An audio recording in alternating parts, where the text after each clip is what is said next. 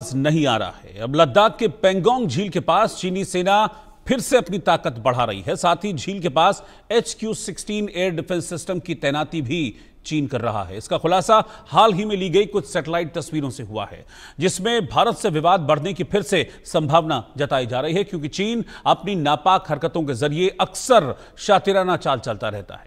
चीन ने HQ-16 air defence system को तैनात करने से पहले ही पेंगोंग के पास बड़ी संख्या में अपने सैनिकों को तैनात वहां पर रखा है और लगातार चीन उस इलाके में जो अपना मिलिट्री इंफ्रास्ट्रक्चर है उसको डेवलप कर रहा है, विकसित कर रहा है। पिछले साल अगस्त में खबर आई थी कि चीन ने पेंगोंग त्सो झील के उत्तरी और दक्षिणी किनारों को जोड़ने वाला जो पुल है उसका निर्माण कर लिया, उसको चालू भी कर दिया। इससे चीन की जो आर्मी है, PLA पीपल्स लिबरेशन आर्मी, उसे अपने सैनिकों और टैंकों को जुटाने के लिए जो लगने वाला टाइम था वो काफी हद तक कम करने में मदद मिली है। लेकिन अब चीन की इस नई चाल से भारत और चीन के बीच विवाद बढ़ता हुआ नजर आ रहा है, और वो भी ऐसे मौके पर, इस वक्त पर जब आप समझिए कि भारत के रक्षा मंत्री चीन के रक्षा मंत्री से बात कर रहे हैं। तो इस बीच ब्रेकिंग न्यूज यही आ रही है कि पेंगोंग त्सो इलाके में चीन ने HQ-16 सिस्टम की तैनाती की है। ब्रेकिंग न्यूज में आपको बता रहा हूं, सैटेलाइट तस्वीरें कुछ सामने आई हैं जिसमें चीन की इस नई चालबाजी का खुलासा हुआ है।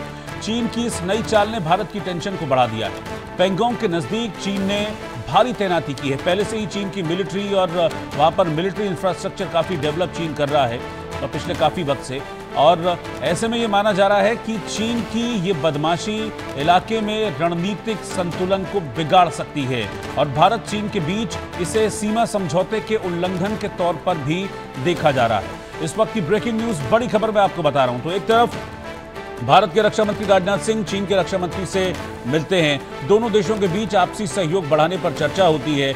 दोनों देशों के बीच कई और इश्यूज पर चर्चा होती है, लेकिन जो तस्वीरें सामने आती हैं सैटेलाइट के जरिए, वो तस्वीरें बड़ा हैरान कर देती हैं। पेंगोंग झील तो आपको पता ही है कि पेंगोंग झील का जो एरिया है उसमें 1/3 हिस्सा भारत में पड़ता है पेंगोंग का, 2/3 हिस्सा चीन में पड़ता है। फिंगर्स नाम की पहाड़ियां वहां पर हैं और उन्हीं फिंगर्स को लेकर जो दावा किया जाता है उसी दावे के चलते विवाद भी हुआ था, लेकिन जिसके बाद 2020 में उस विवाद का पटाक्षेप हुआ था। 2020 में जो विवाद हुआ था, फिर उसके बाद डिसएंगेजमेंट किया गया था। लेकिन चीन की ये HQ-16 की तैनाती उस डिसएंगेजमेंट की मूल भावना के विपरीत इसको हम मान सकते हैं।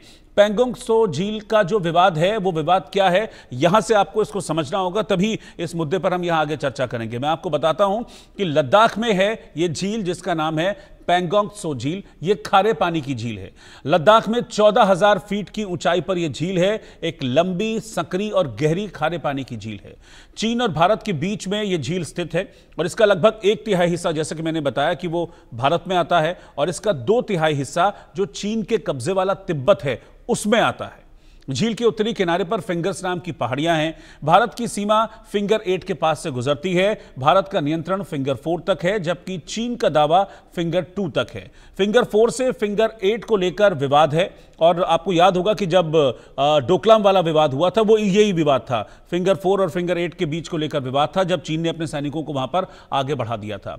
तो भारत का लगातार जो दावा है वो रहता है फिंगर 4 तक।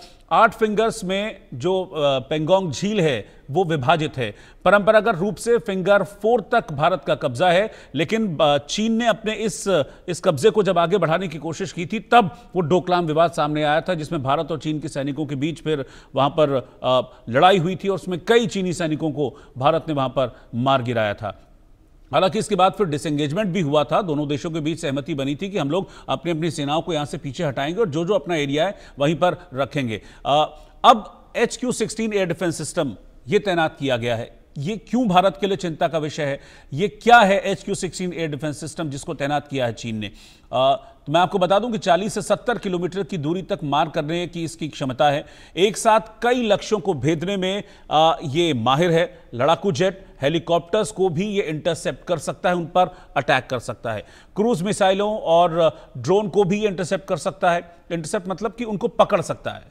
एक मोबाइल लॉन्च प्लेटफॉर्म पर रखा जाता है। 4 मिसाइलों से लैस ये सिस्टम है और एक 3D रडार भी इसमें होता है। ये ऑटोनॉमस मोड में लक्ष्यों को ट्रैक करता है, मिसाइलों को ये गाइड करता है और ये किसी भी युद्ध की स्थिति में यह बड़ा खतरनाक साबित हो सकता है। सवाल यही उठ रहा है कि आखिरकार जब बात डिसएंगेजमेंट की हो रही थी तो उस डिसएंगेजमेंट की बात के बाद चीन क्यों अपनी सेना को वहां पर बढ़ा रहा है, चीन क्यों अपना जो मिलिट्री इंफ्रास्ट्रक्चर है उसको डेवलप कर रहा है, और क्या ये अब जो नया कदम है चीन का HQ-6